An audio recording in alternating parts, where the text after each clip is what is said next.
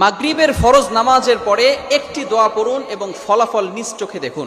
কোনো ব্যক্তি যদি মাগরিবের ফরজ নামাজের পরে এই ছোট্ট দোয়াটা পড়তে পারে, আল্লাহ পাক রব্বুল আলামিন ওই বান্দাকে বিপদ আপদ থেকে হেফাজত করবেন। শুধু তাই নয়, আল্লাহ পাক রব্বুল আলামিন তার উপরে 10টি নেকি আল্লাহ পাক রব্বুল আলামিন তার আমলনামায় দিয়ে দিবেন। আল্লাহ পাক রব্বুল আলামিন তার 10টি গুনাহ মাফ করে দিবেন। আল্লাহ পাক রব্বুল আলামিন তার 10টি মর্যাদা বুলন্দ করে দিবেন। আল্লাহ পাক রব্বুল আলামিন তাকে প্রটেক্ট ফ্রম অল অ্যাক্সিডেন্ট, সকল বিপদ আপদ থেকে, বালা মুসিবত থেকে হেফাজত করবেন। বড় বড় রোগ থেকে আল্লাহ পাক রব্বুল আলামিন ওই দিন তাকে হেফাজত করবেন। আল্লাহ পাক রব্বুল আলামিন অ্যাক্সিডেন্ট থেকে তাকে হেফাজত করবেন।